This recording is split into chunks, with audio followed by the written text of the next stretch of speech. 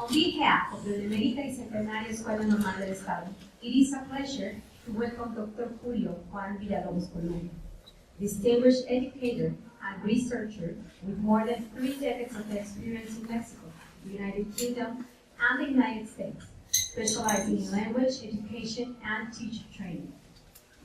Dr. Villalobos currently serves as researcher and professor at Instituto Superior de Ciencias de la Educación del Estado de México, and is a member of the National System of Researchers.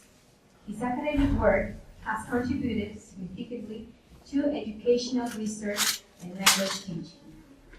Today, as part of the 177th anniversary of our institution, he will present the conference, Adecuaciones Didácticas en la clase de idiomas. Dr. Villalobos, thank you for joining us. Thank you for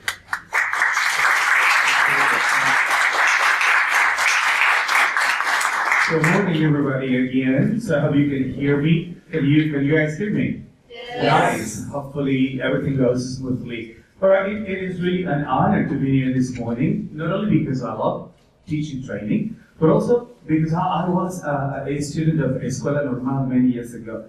Next, please. I got my bachelor's degree from a school, Escuela Normal in the state of Mexico many years ago, and I started to be trained as an elementary teacher. So I worked in elementary education for many years before I started teaching English, which I loved. Then I got the opportunity for Escuela Normal de Colunga, and then Escuela Normal de Zumpango. I love them in the state of Mexico. We have 36 escuelas normales in my state. Can you imagine that? Lots of teachers in there. Not a lot of jobs though, but still. Next, please. Today I organized this talk in the following way, right? We're going to be talking a little bit about our practice as teachers, and then we're going to move on to 2 categories that I love. One is interlanguage, probably you had that, Salinga, many years ago, and another one has to do with communicative competence from regions. And it's important that we base our teaching instruction on those, because otherwise what we do will be useless in school.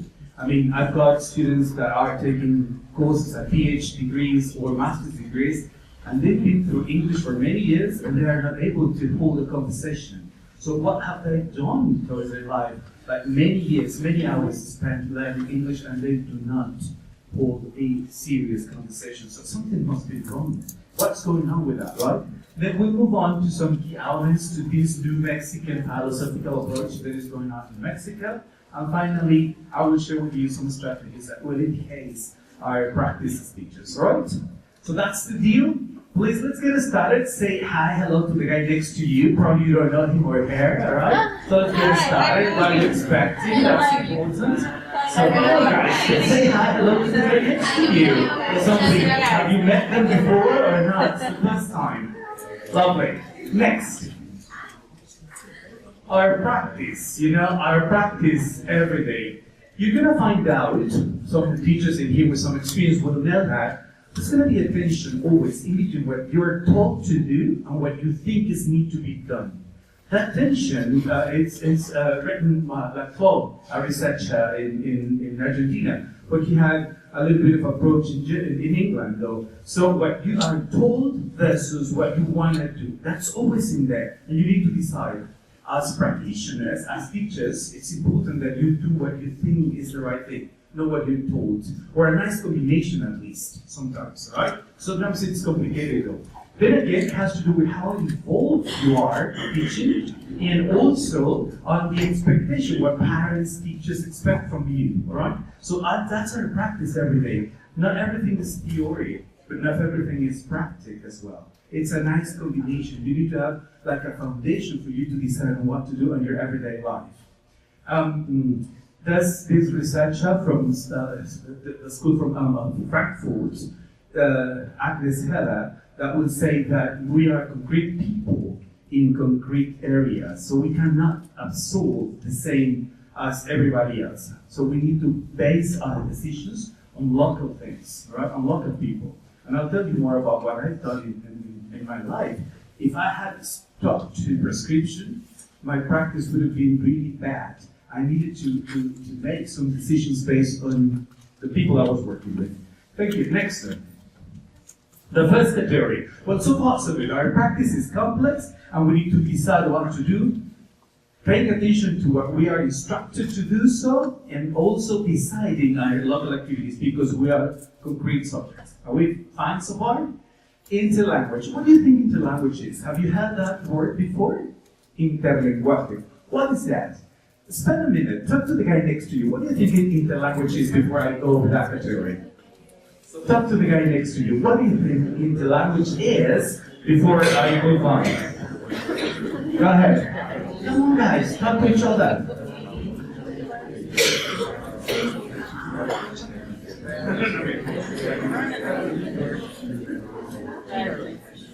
Lovely. That'll do. Interlanguage. Alrighty. Next, Professor. Oh, I should have done with bigger. It is a linguistic category that has to do with the language we produce when we have a language already and we are learning or acquiring another language. Right? That language we produce is known as interlanguage. And it was first put together by Colunga in the 70s in the States. And it's important to know that because even a national school that has to do with languages, Interlingua, took their name from this category. You know, it has to do with that, the language we produce in between our first language and the other one. And it's important because it's not something straight. It's something that goes and comes back. Goes and comes back. Next, Professor, please. It looks more or less like that. We started with, I'm going to go upstairs. We start over here with our mother tongue, which in that case is Spanish, and then we'll go all the way through the language we want to learn, or the language we want to acquire, which in this case is English, isn't it? And we translate towards many, many things. I've written many articles on that, and my students in master's degree or PhD degrees have written articles on that. And one that I love the most is Velasco, that you will see that in a minute. But first, when we are in here, we divided what Selinga did in the past in between productive skills, oral skills and written skills. So when it comes to oral skills, and we are over here, oops, probably I turned it off. Oh yeah, there you go. When you go over here, your English sounds very close to Spanish with a lot of tiny little things, you know? And then you will say pencil, and you will say berry instead of berry, and then you will say stuff like that, you know? And then little by little, or sometimes you make up vocabulary that you don't know. La suggestion, la portation, you see? It's in here, you are here. Very close to Spanish. Then there's a stage in which you're neutral, but you're like a rabbit hole. It's like, we are not going to buy this next month, which is beautiful, but it's rather neutral. Nobody speaks like that. Not even us in Spanish. We use a lot of supras, tone, stress, stuff like that. And then you get closer to L2 with an accent, either to American English, to British English, etc. Right? We will see some stuff like that. At this stage, we will have what I told you. At this stage is something like, I am going to buy a house next Saturday.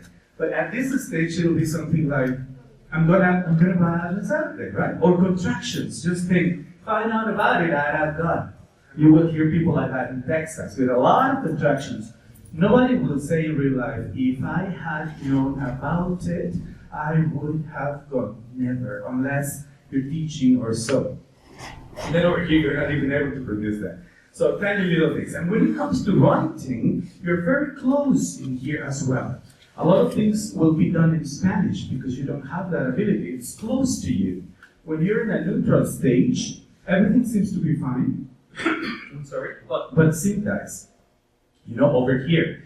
Example, instead of saying I live in a huge house, you could probably say I live in a house huge, because the order, Spanish is playing a role in that interference in here. Recently, I was in my state spelling bee. They have, in the state of Mexico, they have spelling bees, and they have this term in per areas. And in the final state one, I think it was Escuelas Normales or Prepas, I cannot remember. One guy was very good, but then they need to put together a sentence. And then he was asked to use a sentence with humans or something. And he said, the humans are intelligent beings. And then, of course, he was wrong, because the article, in that case, is not needed. articles are not needed when you have a generic noun. So it would be better, it would be correct to say humans are great human beings. You don't need that article like in Spanish. So therefore he was penalized. So his level was probably here getting closer to this level. You see, those tiny little indicators will tell you where you are until you are over here and you're able to write and produce sentences where the meaning goes away, like our Mexican Spanish. Example, that's not my cup of tea, or stuff in English, like in Spanish we have a lot of them, right? A guy learning Spanish as a second language at this level would say something like "Usted la bola," stuff like that, because it's very local, you see. It goes away from traditional meaning. So that isn't the language, and it's really important, because we could use that theory for screening our students. A major problem in Mexico is that our students, when they got to us, either in elementary education or in junior high, they come to us as a group, thinking, assuming everybody has the same English language. And that's totally correct. Every now incorrect. Every now and then, the main problem is that we plan for them as if everybody was at the same level. And a lot of them in this school, a lot of them will be frustrated because they don't know what we're doing, and a lot of them will get frustrated because they are better than we think. And we only address our teaching instruction to a section, a few of them, 50%. So that probably will make sense if we divide our class into small groups and we classify our students. That it'll be even better to have a classroom for English only, and then we could divide the whole school into levels. It doesn't matter if they are in first grade, second, or third, but they could come to our class, to our English class, per levels. It would help out a lot. Well, never mind. So, interlanguage. You got an idea on that? Sure? Perfect. Next one, Professor. So, this is what I've just explained to you. It's from the last school, over there as a reference, or I'll give it to you later on. And then I explain those things to you. When we're over here, when we're over here, and when we're over here. According to the European framework of reference, this will be probably A level, this will be probably B level, and this will be probably C level, more or less. Things that you could do, you cannot do. That correlation is being used now in the state of Mexico for screening and classifying kids. And I use that in Mexico as well, in Sala and Albuquerque, for screening students learning Spanish as a second language and training teachers from Spain as well. I'll share a little bit more about that later on when I go over all the categories. Thank you, Professor. Next one. Well, so far, that's one of the categories I wanted to explain to you, right? But another one is communicative competence versus linguistic competence. If you're studying this major, I'm sure you're familiar with that. That's a basic thing. Richards, a guy from England, explained that very nicely and very beautifully. I'm just going to go quickly over that. So let's get started. Linguistic competence, for many years, when I was a little kiddo, and when I was learning English in Mexico, in central Mexico, a lot of things were only based on grammar things. So I would have a sentence in affirmative, and they will ask me to change that into negative, and then into question, and then into negative question, like for 20 times. It was a drill. Booms, lots and lots and lots. Did I learn English? No. I've spent many hours doing that. I was very good at changing things. And then my problem was when I needed to talk to somebody, I lived in Zumpango, as you saw. Zumpango is a tiny little town close to Teotihuacan, where the pyramids are. So on some days I would go to the pyramids to talk to foreigners, to practice my English. But I was afraid. I was like, may I, or should I, or can I talk to you? Holy cow, that grammar thing was stuck in my head. And it was not helping me to communicate, you know? They get desperate. Oh, I don't want to waste your time with them. They will go. Of course, because I was not sure. My grammar approach wouldn't let me talk to them naturally, and that was a problem. Many of our kids would learn like that. Well, when we foster this approach, grammar terms are important, right?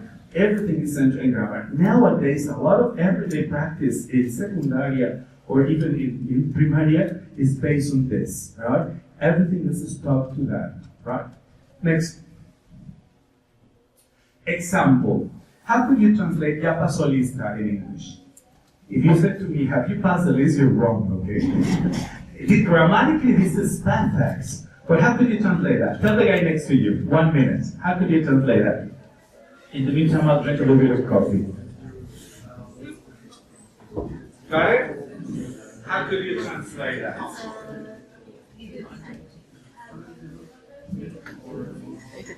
All right. Any volunteer for translating that? Not professors, not teachers, because I'm sure you know. Cheers. All right. Anybody else? Somebody from okay, so you go speak up. Go ahead. Have you taken attendance yet? Say that again. Have you taken attendance Lovely, yet? very good. Yeah, most of my students will say that. Have you passed the list? But that is, you take a list and you give it to the other person, and then to the other person, and to the other person. Grammatically, it's not wrong. It has a modal verb at the beginning, it has a noun, it has the past participle of the verb, it has a question mark. The grammatical approach doesn't help us with this. It is not accurate. Whereas, have you taken attendance is probably the best translation, and it has to do with an upper level of English, you see? So that's what I see. When you stick your instruction to the linguistic approach, it's limited. You're not going to get your students very far. Probably B1, B2 the most, but you will never get it to C1 or C2.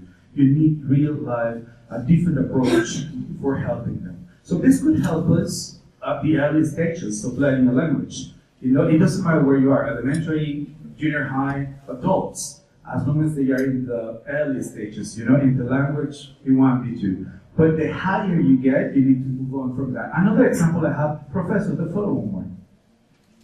Every now and then, my kids will say, can you repeat me, please? Of course, that's not correct, because it's like cloning a person. Like, oh, yeah, here, by magic, now I have another you. How could you translate that into proper English? Try, translate that. That is not correct. Yes? Can you say that again, please? Yeah, could you call again? Could you say that again? Say it again.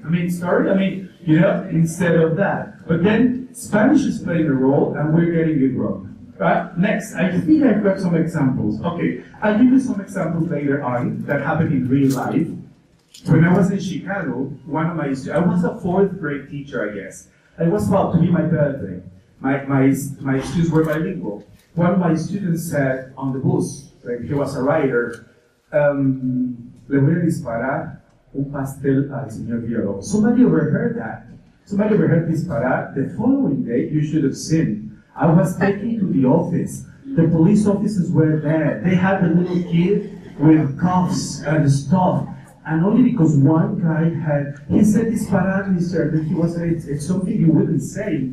That has to do with linguistic competence. The person who was over here didn't know that disparar in Mexican and Spanish was also to buy something for free. And then when everything was clarified, everything was fine. But you see, it's important then to explain those things and those approaches, so otherwise we'll get in problems. There are more examples of my everyday practice that, oh my gosh. Go ahead, please. Next one, Professor.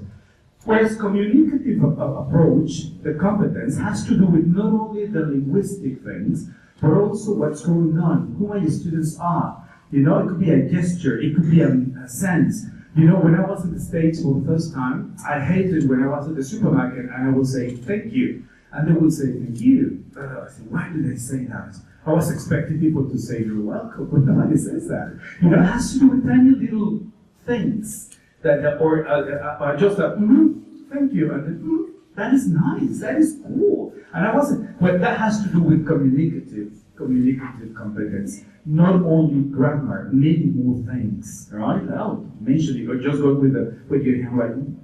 That'll do. So when we get this approach, we go beyond, right? So your upper levels of instruction, get away from grammar. Actually, yeah, right now I don't teach grammar. You'll see at the end.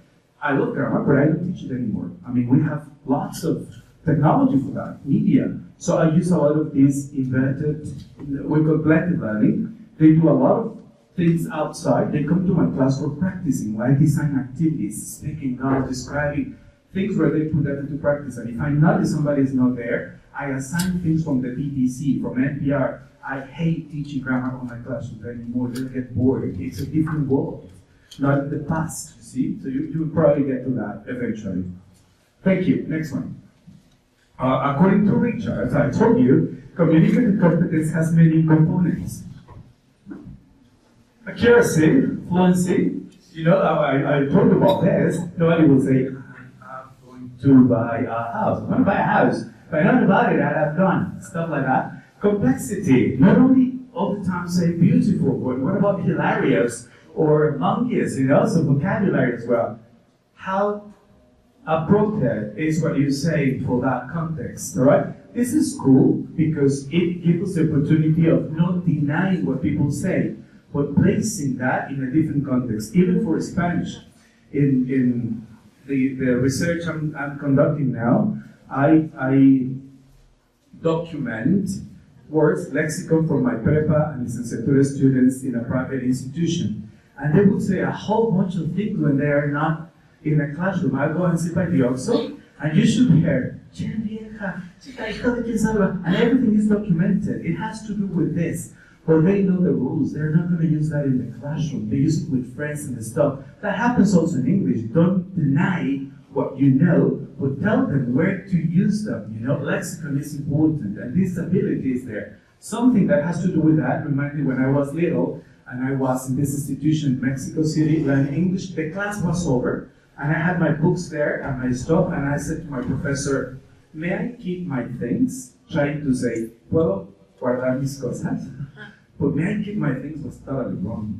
It means, of course they are yours. Why do you, or are you willing to give them to me? So instead of that, I should have said, may I put this away? May I take this away? So that my ability to use the language was incipient. It was just building up, you see? So all those things we need to pay attention when we move from linguistic competence to communicative competence. Thank you. Next one. That's this book that you should have if your major is English. Maybe you just need to get that, read that by heart, and then start using it, right? Try not to learn it by heart, to memorize it. What's the point? Put it into practice. Design some activities where you could use that little by little. Next. All right, I guess we're almost getting to the first part of the talk, the categories, in the language and the competences. So remember, it is important to know when to speak, not only grammar, and then how appropriate it is. That has to do with this competence. And then I could give you more examples of that. The next professor, please. Yeah, in here. If you work using social practices of the language or functions, it's way better than sticking to grammar, because then you will get away from that. I am now remembering another time in Chicago as well, when one kid said to the other kid, they were messing around. But one kid went and reported the other kid, and he said literally this: "That guy is molesting me." Boom. Again, the same thing. Next, police officers, the guy was caught because what is to molest? Tell the person next to you what is molest in Mexican Spanish.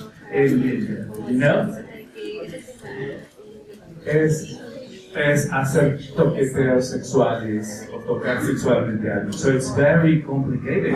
You wouldn't say it's not nuestro molestar. So instead of that, he probably could have said he's, picking on me, he's bothering me, or stuff.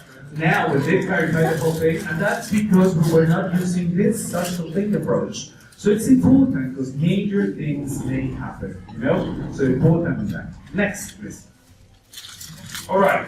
No more. This summarizes what I've been through. I'm going to let you have a tiny little minute for you to go over the slide, which is in Spanish, or you could talk to the person next to you as well as that. Just a little bit. What do you think about those two categories? In language and those competences. Linguistic versus communicative. All right? 1 minute.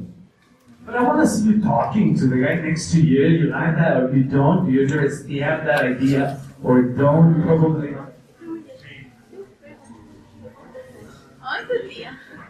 Number 5 is what I told you. Mexico will basically have used linguistic competence.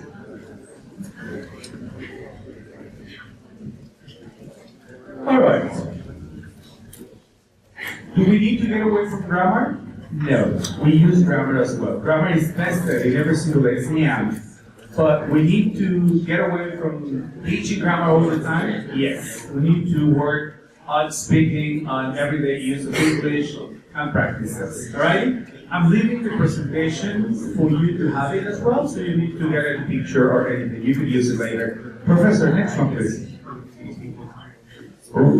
Alright. If you get to communicative competence, you will see the difference. I'll have a party tomorrow. I'm gonna have a party, not a party, look at my second sentence, eh? I'm gonna have a party tomorrow. I'm having a party tomorrow. What are the differences? In Mexican, Spanish, probably we don't have them, but in English, depending on the use, it'll be the intention you have, right? In every single case, you could translate this like, pues voy a tener una fiesta el sábado, but I mean, it is different. In the first one, I have a party tomorrow, it's out of the blue. You have somebody saying something, and out of envy, you say, oh, I have a party tomorrow too, out of the blue. Somebody's knocking at the door, I'll get it. The phone is ringing, I'll go and get it, out of the blue. You don't need planning for that. Whereas the second one, it is just planning, right? You book into your agenda, right? It's different than the third one, because the third one is more than planning. You actually have the place where you're gonna have the party. You bought the beverages, you've got the whiskey, you've got beer, you've got everything. You see, it's different, although in Spanish we translate that. You could only get that if you work with social functions of the language, not with the grammar approach, right? Those tiny little things. Therefore, that is why we sound so outward when we speak English with the native speakers. They try to make sense out of what we say, or otherwise, the other way around as well, right? Examples of that. Professor, next one. Oh, this is what I've told you before. How do you translate this into English? Tell the person next to you. Tell the person next to you. Remember what I told you about the spelling bee, yeah? The article. Looking forward, talk to somebody. Come on. So, any volunteer for that? No, you, I know you would translate that. Anybody else? Right? Somebody from over here? Okay, go, sir. Very good, very good. You're fine. You're learning English in here. The animals are intelligent beings. The article is not needed. So you could tell if people say the animals, then right away you'll see that it's intermediate. That article is not needed there. Next one, please. That's what most people would say, the animals. And then that is the indicator we're learning there. Next one, please.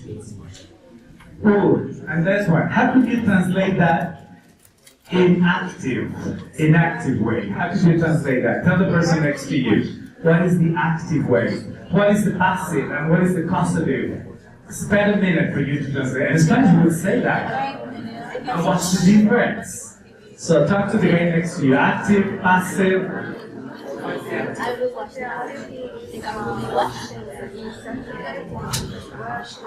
I will watch it. Yes. Yeah. All right. Active. We need a doer at the beginning, the sequence, and etc. So probably will be I will watch my car on Saturday, or I am washing my car on Saturday, depending if it's a plan or if you already got the washing powder and everything. I'm washing my car on Saturday. Well, then the doer is at the beginning. When it's a passive, then you're not the doer. My car is going to be washed on Saturday. My car will be washed on Saturday, and when somebody is doing it for you, like our homeworks or a lot of the stuff, I'm having my car washed. It doesn't really matter who's doing it, right? It's irrelevant. Those kind of little differences, if you talk them grammatically, will go away in a minute. But if you use them every day into sentences practice, they will remain, right? Next. Yeah, that's what I mentioned to you, so I don't want to go with that. It has to do with, my point is, approach, get closer to these communicative competence towards examples like that in everyday English, right? Next, Professor. I think is that, I don't want to be boring. Next, please. And that's it. Now, examples from my experience as well. I've mentioned 2 or 3, but my last example is this. The last time I was in the States, I was in Mexico. This is the flag from New Mexico. And I was in charge of teaching Spanish as a second language, or a third language. Spanish as a foreign language. In middle school, not secundaria. But picture this. In prepa. I would have students that were Caucasian, white, African American students, native students. New Mexico has a lot of native communities. Immigrants, Latino immigrants, whose Spanish was perfect. in the same classroom. Do you think I was going to be able to teach the same to everybody? Nonsense.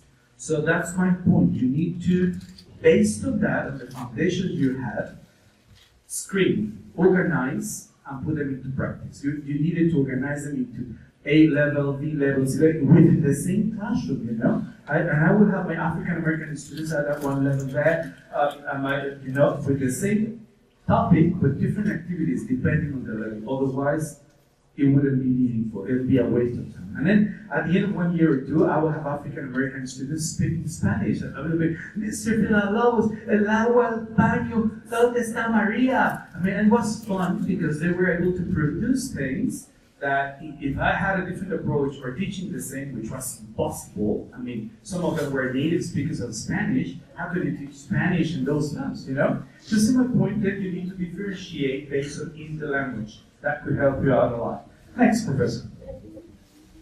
I mentioned that to you already, so I'm not going to go over that again. Next one, Professor. This one, the one I mentioned as well, about that thing. I'm not going to go over that again. Next one. So, what do we have in mind with those things that I mentioned to you with our local things, right? This new opportunity that the New Mexican School is providing us, we are also empowered to change our curriculum. In the past, when I started teaching, many years ago, more than 30, you were told by a central system what to do and how to do that. For example, I remember when I was an elementary teacher, I was teaching my kids how to read using el método global de análisis estructural or el onomatopéyico. And we were supposed to follow a lot of steps for elementary education. Now, I mean, methods are important, but based on the situation, you could put into practice any other strategy as long as it's working for your kids. That possibility is given by authorities. Alicia de Alba, Diaz Barriga, and all those guys who work curriculum in Mexico have designed things for us to have flexible things. Nothing should be the same. That's what I'm telling you. There's always this debate in between prescription and innovation. What it's told, what you could do. But now we have the possibility, officially, we could change things bottom up. That in the past it was impossible. Like in the States. I was able to work differently because the conditions were given. Otherwise, the principal would have said, it doesn't matter, your curriculum is this, you need to teach the same to everybody. Nonsense. Based on your needs, you could modify things so that languages are not boring and are not like going through, you know, bearing in mind the two categories that I mentioned to you before. Next, Professor. So, remember, we need to promote intercultural things, identity, and transformation of society. That's basically three foundations from the model that now we're fostering in public education in Mexico, all levels, not only in elementary, but also in escuelas normales. I'm familiar with that because we also have this process of co-design in escuelas normales. It's the possibility for us to create curriculum based on local needs. As I said, in my state we have 36 escuelas normales, and all of them are located, some of them very close to Mexico City, some of them far away, quite close to Guerrero, for example. So it's different. So we need local things in there. Co-design is an important thing. Professor, the next one.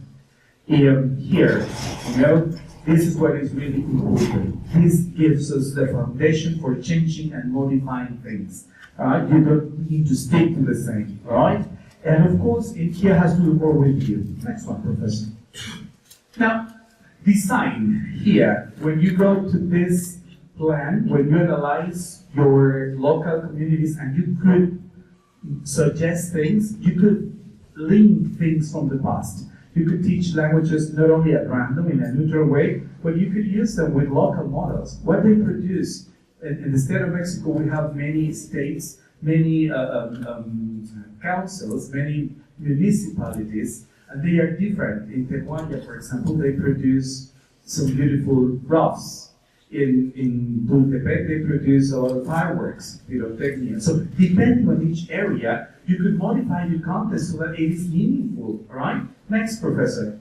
I don't want to go in detail into that because I'm sure you've read a lot about it, but the opportunity for us to design things is given officially. Don't waste that. In the past, we didn't have that. We were struggling, we were fighting with our principals for us to do things based on our experience. Now you've got the elements. You could co-design stuff based on your own opportunities.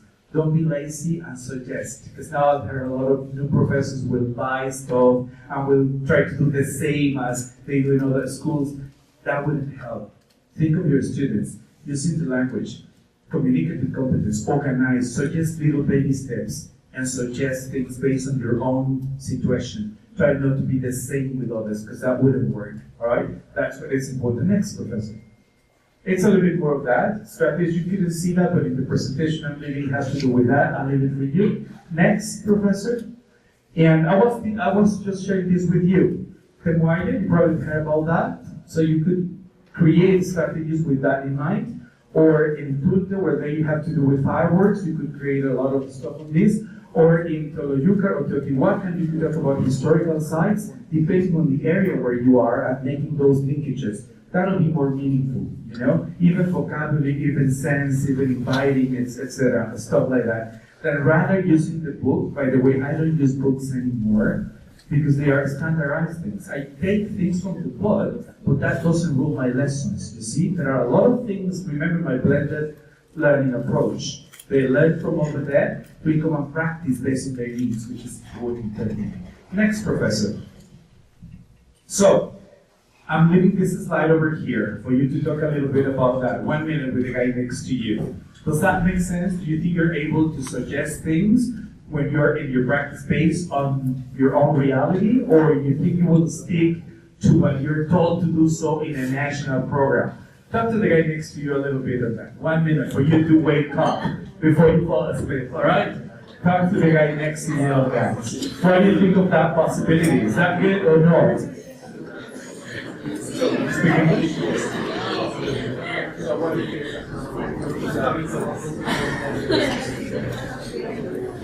Es una pena que se supone como sinodal.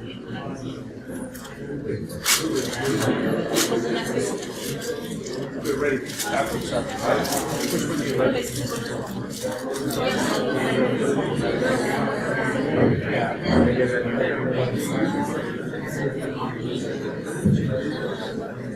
Alrighty. So, you're very young, and this is really important. It is a process that starts in the classroom and you build it up. That is great. In the past, it wasn't like that. It was from Central Mexico, given to all states in Mexico, and then you will need to stick to that. It wouldn't make sense. There was no possibility for you to change. I'm telling you, like 30 years ago, 25 years ago, it has changed though. Something else that is important is you need to check the context. We are concrete people in different situations. And of course, this possibility that you could create things bottom up. This is also important. We will need more time for discussing this. It is way more important to provide feedback in the right time than wait till the end for passing or failing people, right? This is really important. I better tell you how you're doing now, not wait till the end and say, you know, it was wrong, you were bad, you didn't get there. So you need to be careful with that, but we will probably have a different session for that. Next, professor. We're almost there. And the tiny little pause in our talk today has to do what adjustments you could do for making it meaningful. I've already mentioned some of those things that I do every day in the morning. For example, for me to be here today, I had one of those adjustments. I had an open lesson with my students this morning. I have groups 7 o'clock, 8 o'clock, and 9 o'clock every day, and I had an open lesson. I organized activities for them to work anywhere on the campus. And they loved it. It's guided, it's free, and it doesn't mean they are not working. I'm not there, but still they are working, you see? So you need to adjust, you need to make tiny little adjustments for that to make sense. You could use technologies, I love that. For listening, not songs anymore, I use NPR a lot, or the BBC, so they could use that here or there, you know? Then again, they could put into practice with solutions. You could work individually with them or as groups, etc. So some adjustments will make sense in the language class. Not everything to everybody. That's the first thing. Next, professor. When it comes to technology, you could use a lot of things online now. A lot of them. I love using, for example, videos that are already there. Some platforms for languages, right? Virtual reality sometimes. Dictionaries and translation easier. How do I pronounce that? Don't bother me. Go and look for Cambridge Online, and they have both ways of pronouncing it. It could be city or it could be city. It could be either, it could be either. But I mean, check it over there. I don't explain that to them. They need to use technology for that, right? Next, Professor. So technology, a great resource. And this is something I want to share with you. A lot of things with blended learning. They could do it a lot online at home and use the classroom for practicing, right? I know it may be complicated when the interlanguage is incipient at the early stages of interlanguage. More teacher-centered activities are done. The teacher is still the center. Well, the more you develop interlanguage, the more our kids are over here in B1, B2, C1, C2, the teacher diminishes. It's more autonomous learning, right? So depending on where you are, then your presence as teachers is needed, all right? We're trying to work towards blended learning. That's one of those strategies I would suggest. Professor, next one, please. If you want to read more about it, I've written an article that is posted. That's the institution I work for, ISEM, and it is online. So you can check it out and you can read more about how we could divide the lesson into different moments so that it could make sense. A little bit of that has to do with this. Next. Entry pass, and then challenge every day, you know, to enter the everybody, and then listening comprehension, MPR or BBC, and then small group working. This makes sense because not everybody will have the same level depending on their language. And finally, the exit ticket. All together,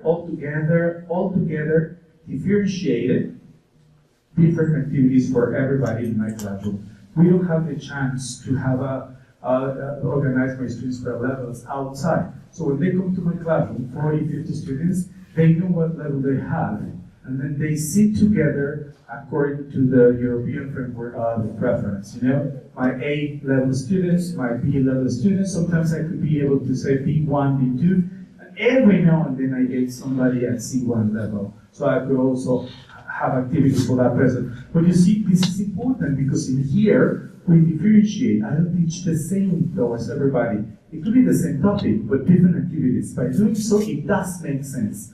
Otherwise, as I said at the beginning, a lot of my kids will be bored because they know what they have, or will be frustrated because they don't understand a clue what's going on. You see? So those moments are written in the article that I've mentioned before, and it's providing some samples. I'm just going to highlight some of them for you to have a look at that. Next, Professor. Please, could you pronounce this in American way with the guy next to you? Example. Air, father, etc. Pronounce it with the guy next to you, American English. Let's see if you can do that.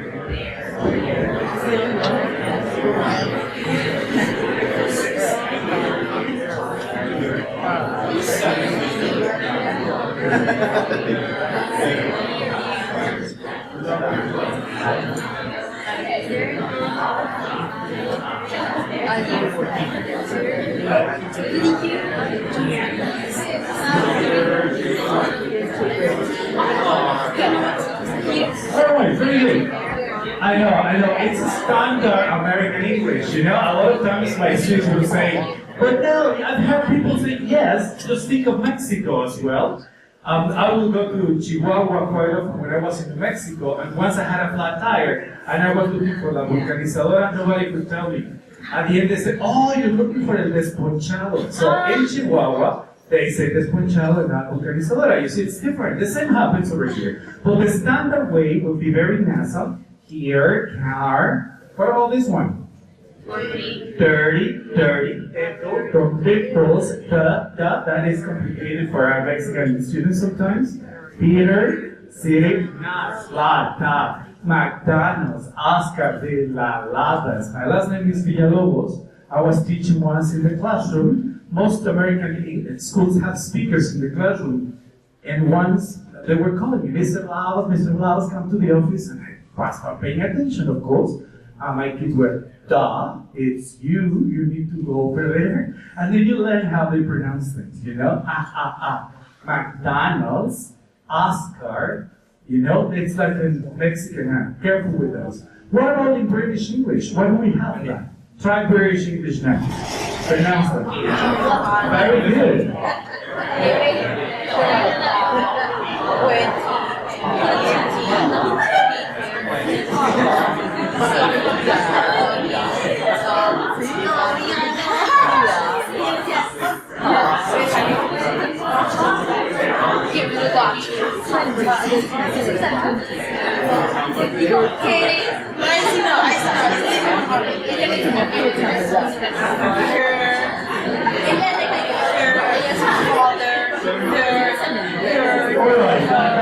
That'll do. Well, that could be my entry. That could be my entry ticket. Everybody gets in line. I have my words over there, and I just go American way, only American, British, and they'll go like air. How would you pronounce number one? Air. Number two? Father. Number three? There. You know, in Heathrow, in London. Not in there, over there. Like there. Right? Number four? Here. It's not in here, it's over there. Right? Then number five? Car. 20. Very strong, 20. So 20 or 20, both are correct. What about 7? 30. Then beta, no, city, etc., etc. Entry activities, simple, fun, and then again I give credits for them. You know, as a way of motivating them. They don't have a huge value towards the grade, but they do motivate. I'll give you 5 credits if everything is correct. You should see my students. Hands up, they want to participate, and they are, I mean, that was a great, it's very little, they actually don't count. It's just for enhancing motivation in my classroom. You could do that. So behaviorism is also used, not for learning probably, but for, you know, fostering a nice environment. So that's one activity, and then they could have, I use technologies. Right now, they are recording some sentences in American or British, they will upload it into the platform with just Blackboard or Canvas or, you know, Schoology, or any of those LMS, and then it is meaningful. Professor, the following one, please. Next. Speaking. They need to describe something. So not only I'm using the skills for that, but also I'm preparing them for standardized testing, you see? And that's a task in any test. I also help Cambridge to develop some testing, and you will always describe pictures in speaking exams, that's for sure. How could you tackle that? Next, Professor. So we have a model. You summarize, you go in detail, you speculate, and you close. So we start doing that, and then they are for free, and then I let them out. Okay, goodbye, I'll see you in half an hour. They could go anywhere, or I don't see them at all. Once they have the foundations, open lesson. I need to describe the pictures. You choose and upload them. That's also cool. You don't need to be there, you know. Of course, eventually, they will upload their videos, and then you will pay attention and say, oh, Marta, she doesn't know how to do this. I love it. Feedback, you know, everyday feedback, not till the end, not when they fail the exam. Next, Professor. Listening NPR. I love NPR. It stands for National Public Radio. You will have a selection, 5-minute listening. You will hear it once, you'll write down notes, you will talk to the person next to you, I'll throw questions, you only write the answers, and then you will hear that again, and then we'll collaborate all together. Simple thing, real English. I don't diminish English. That's why I hate working with books, because their English is so silly. Listen carefully. Now, hey Tom, would you like to go to the supermarket? Nobody speaks like that in real life. So get used to real things, little by little. Change, modify the task, not the input. I don't know if I had one example. Could you, next one? Yes, we have an example. It has to do, next one, with this beautiful woman. You know who she is? Tell the guy next to you. You're very young, probably you don't know. But that's fine. Yes. Who the person is? Who the person is? Who's that woman? One of the greatest voices in America, in the United States. I've heard some people saying it, Aretha Franklin, of course. So, I'll introduce that, and then they will hear that. I think the audio is there. Play it. Just next. Then the following. On this day, 50 years ago, a little known gospel singer from Detroit went into a New York City recording studio trying to jumpstart her career. Man, did it work. No one saw it coming, but the song they laid down on Valentine's Day in 1967 would go on to become That's good. Next. the best recordings of all time. Just click the following. I went back. There you go. One more. Yeah, you could wait in there. You hear the NPR, it's a real thing, they write down things, they even shake their bodies because they, oh, I remember that, and then they make connections. And then I get tiny little pieces of paper and I throw questions. That's also for them to understand, which is my main concern. But I'm also training them for listening exams. That happens. Every single standardized exam has a listening section for questions and then dictation as well. So I'm not only preparing them for real life things, but also for the exams. Then questions, they collaborate. I always go and say, cheating is okay, don't cheat. They stand up, they compare, they have. Why to prevent cheating? And sometimes I let them use Spanish as well. The important thing is to learn, all right? We've proved for many years that pretending not Spanish is used or not cheating is okay hasn't worked at all. So cheating is all right. Collaborate, talk to the other one, produce something, show me something at the end, and that's what we do with NPR. Then we also have graphic organizers. We select from the media, BBC or Amigos Ingleses, which are those two, great tool. They explain grammar easily in 5-7 minutes. And then what they do is to create grammar organizers for credits. Example, the following one, that's one, go back please, 1 or 2. That's a graphic organizer. They have to put it together with lines and stuff, some samples, and then they check themselves. They'll come back to me as a final revised product. And the same procedure is towards writing and reading. We could put together a workshop where we could have some hands-on, not only a talk, but a hands-on activity with NPR writing, so that you could see, we could monitor. I'll talk to Manuel or to your coordinator, and we'll find out the time, and we could do that, all right? We're almost closing. And that has to be remembered. Linguistic knowledge, well, optional. It's an obligation for you as teachers. You know, the grammar, the linguistic approach, it's optional for teaching. But for you as professionals, it's not an option. You need to know that. So the more you know about English grammatically or pragmatically, the best, all right? So go for that. Then, next one, please. When you have a solid, valid teacher training, there's a great possibility that you could create things when you go to teach, when you get to work. If your training is not that solid, when you go over there, what you're going to do is only reproduce what somebody else has done. Believe me, I started teaching when I was very little. I was 18. I was not trained at all. And what is it I would do? I would get in line with my students, and if they didn't have homework, I would hit them here in their fingers, like, Not only that, I would also throw pieces of chalk towards them. That was 32 years ago. That was a long time ago. And even parents will go with me, and then one parent will be with like this, and I will be like, yeah, you need to, you see? I was only reproducing out of the blue. I was not trained. I mean, we don't want you to do that. The more you train, a better experience as teachers you will have. You will see what to do, how to do. Next one, please. And then I told you these local things will force you to propose, to suggest things that are different. Try not to stick with it's done as a standard. Bear that in mind. Pay attention to it, but then you need to modify that, all right? So the more you could integrate into your analytical programs, it'll be great. Co-design. It's a value, it's valid today, it's valid for elementary, for junior, even for escuelas normales. It is a shame. In my state, with those 36 escuelas normales, they decided to teach the same subjects towards those 36. They decided to go together, and they are teaching now the same as in San Felipe del Progreso, in Ecatepec, Conesa, or Zumpango. I don't know why they did that. It is as they went back, probably because administratively, bureaucratically, it was easier. But the point is, differentiate. It has to be different based on the local realities of each one, right? Next one.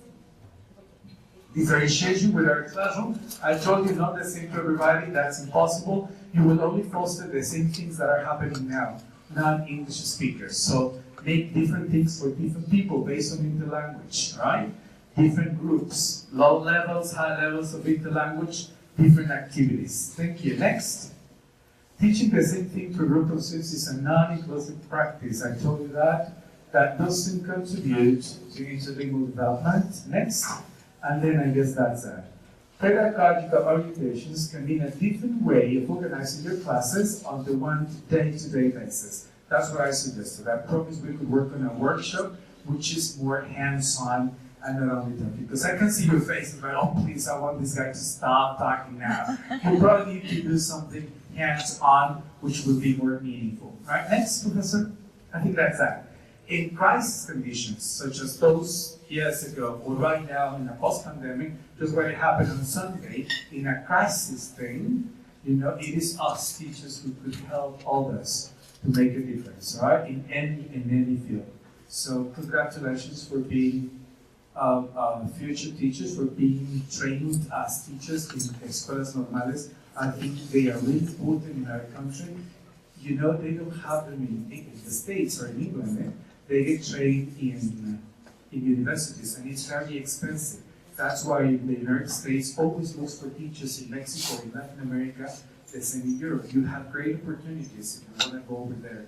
The money is good, the lifestyle, you know how it is, so you could give it a go. I've done it. I don't like the lifestyle of the States, but still, it doesn't mean that it's not good money and good training. You could do that and eventually come back to your country and make a difference as well. Or you may stay, as many of my fellow colleagues. They got married over there, they live over there, they are now citizens over there. It all depends on you. But opportunities are there for us as teachers as well. Next, and I think that was that. One more, if they want to. If you want to have, I will leave all this here for you guys. And the final one, Professor, which is so if you have any questions on the stove, I'm more than happy to now talk to you right now, or if you want to send a message to me, I'll be more than happy as well. All right? Thank you very much for your attention. It's been a great audience.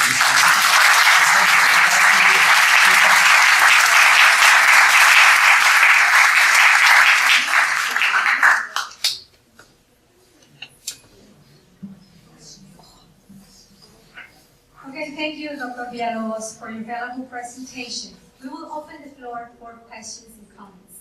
So guys, if you have any questions or comments. Speak now.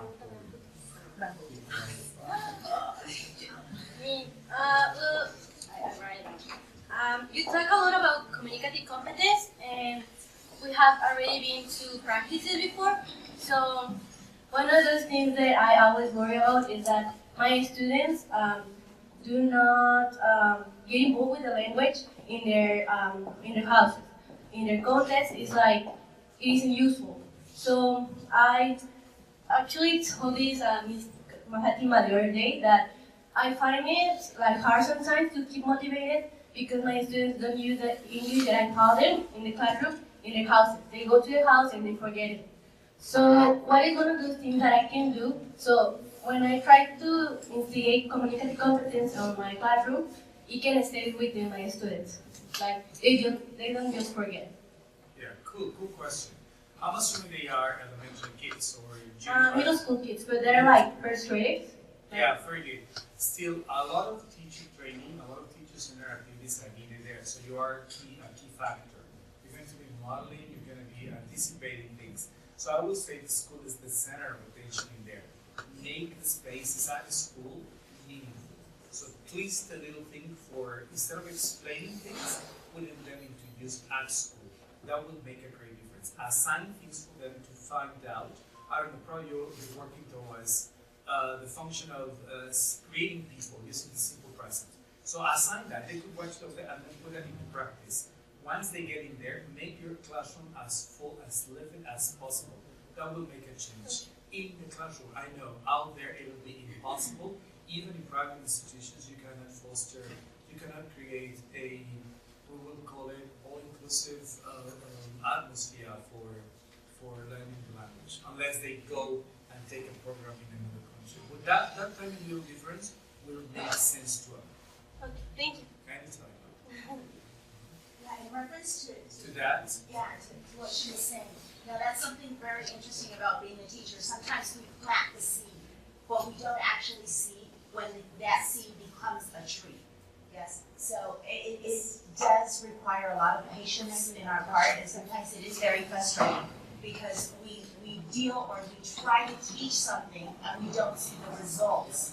And we want to see, especially like this generation that is like this, and immediately we need a It takes reaction. time. Speaking a language takes time. So hold Yeah, on. so it's a lot of patience. Language takes time, and so it's not like immediate. And I would agree with your professor. So do those things, and eventually you may not see the results. That what I did, in my case, my English teacher just taught me very little, but she motivated me a lot. Motivate your students. That's probably another key factor. Don't frustrate them, because eventually that speed would help out a lot. Not trying to teach everything, but motivate them to do it eventually. Important. Thanks, Professor. Hi. Yeah. As teachers, as English teachers here in most of the schools that our students practice, we face a problem, and this is a cultural problem. Most of people think English is not useful. What would you tell future teachers of other majors that will have the opportunity to learn English? Yeah. We have students in taking the elementary major, right? Spanish major as well. A lot of opportunity. I told you some of them. You're going to be looked for many American educational systems. The money is good and the experience is good. If you don't want to stay there, you can go and teach and then go back. I mean, that's one important thing. Another important thing is you're going to make the difference, believe it or not. You cannot see that until later on. I've got friends in Facebook now that were my students in the past, and they said, Mr. Villalobos, and do you remember when you did that? And I remember all. I mean, you make a difference in kids' and lives. That's important as well. But in terms of money, training, America or England, they will look for you. Elementary teachers. You don't need a very high level of English, B1 minus, or 450 points in the TOEFL score, unless you're going to teach another subject, though. And then you could give it a go. Try the experience. Secretaría de Educación Pública in Mexico allows you, once you are a permanent professor, the program is called Visiting Teachers with America. In California and Mexico and many other countries have that opening. They'll save you a spot here. They allow you to go 2 or 3 years over there. And when you come back, you could still be a teacher here in Mexico. As I said, many stay with that. They get married, they are offered the citizenship. I mean, their decision. You will have the opportunities. So get trained well, and I wish you could come back and provide something to our country that needs that too.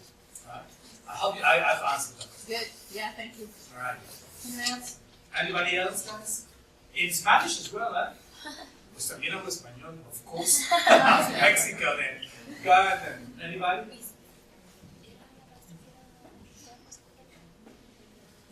No voy a decir en español. Claro. Me parece muy importante lo que comentó hace un momento de los niveles. Porque, bueno, en mi caso personal, yo soy muy buena escuchando el inglés, muy buena. Entiendo mucho, comprendo mucho. Toda la conferencia la entendí perfecto. Pero hubo un problema, como lo menciona, del sistema educativo, que muchas veces los alumnos se estancan en lo mismo. Y fue lo que a mí me pasó. Yo aprendí a escuchar más inglés, entenderlo más por medio de series, de canciones, de todo. Pero es un problema que a mí me quedó desde ese momento, que se estanca uno y no lo practiqué y hasta ahorita lo estoy arreglando más. Ahorita en lo normal que ya me pusieron en un nivel que es adecuado a mí y ya lo estoy practicando para hablar. Pero ese es mi problema, es como que reside, y yo no lo puedo hablar, bueno, un poquito sí, ¿verdad? Pero es muy importante eso que mencionó de los niveles, y es eso.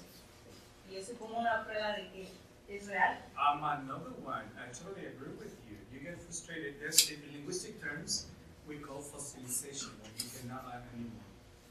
And you get stuck, and then you get.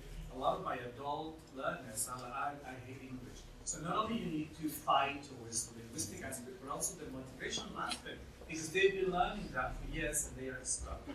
Good. I'm only happy that you're at the right level now and you could be moving on from now. Gracias. No, nada.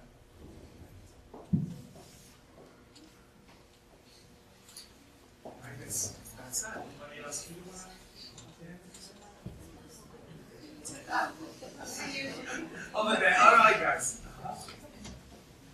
Bueno, y referencia a lo que decía nuestra compañera, Ajá. a mí me tocó dar clases en prepa, en secundaria y en primaria. Y pues un problema que yo tengo, bueno, que me ha tocado es pues la diferencia de los niveles de mis alumnos. Que me cuesta realmente poder adaptar mis actividades para un cierto nivel porque pues justo lo mismo, unos tienen un nivel muy avanzado, unos no saben nada y otros medio saben lo básico y creo que me hace falta encontrar como que ese punto medio para realmente que sea una clase efectiva y que todos la puedan comprender, porque a veces siento que me puedo enfocar solo en un nivel muy bajo para que mis alumnos que se les dificulta más lo puedan entender, pero a mis alumnos que ya lo saben, se aburren, empiezan a hacer más cosas, pues se genera pues un problema. Entonces mi pregunta sería, ¿cómo podría realmente adaptar alguna actividad o cómo puedo mediar eso para que no me pase y pues igual no afecte tanto pues, en la clase? Once you are a real teacher, not that you're not a teacher now, but you're being trained, you go over there and practice. But once, that probably need to use, can you hear me without it? Yes. Well, I mean, let me use the microphone. Once you get your own classes, spend some time screening students using in the language, classifying them. It's important. I mean, it could be a month, it could be a month and a half.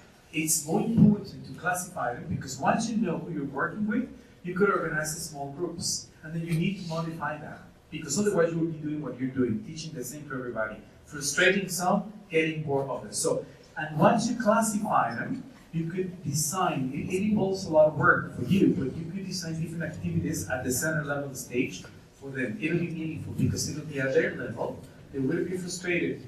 Take baby steps. I agree with the professor. Don't think that they're going to learn from one class to another, all right? But baby steps. It doesn't matter if you spend a lot of time at the beginning of the year. It pays off at the end. It's way better to organize your classroom in terms of abilities according to language than just to go with the flow. Because then, I told you, I've got students with many years of English and they don't hold a conversation. So make it meaningful. Once you get there, I don't want you to put into practice everything, but take baby steps, entry passes, listening, NPR, baby steps until you get familiar, and you will develop your own methodology with some foundations. But take baby steps, it's not a waste of time, spend some time organizing that. You'll see it'll pay off. And then get ready for going to America for 1 or 2 years, all right? There you go. Right. Thank you. Professor, here you are.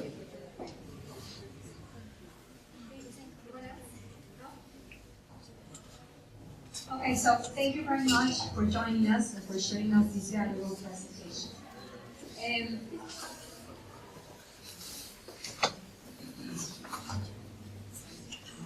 I'm going to ask for the presence of Maestra Eneco Rubias, directora académica.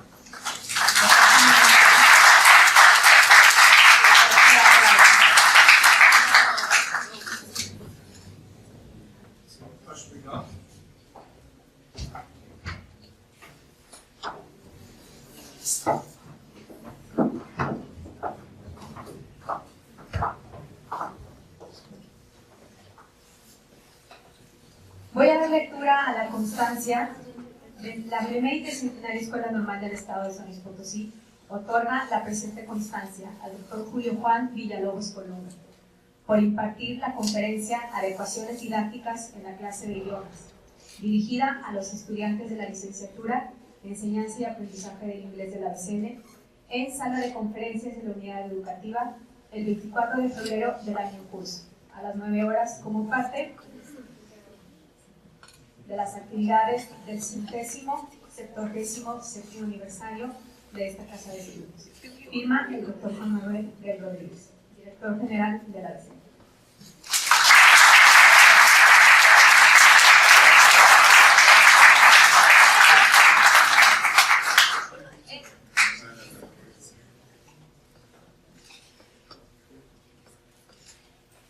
Thank you very much for reminding me. I mean, great audience. Appreciate it. Actually, I came for those kids. Thank you.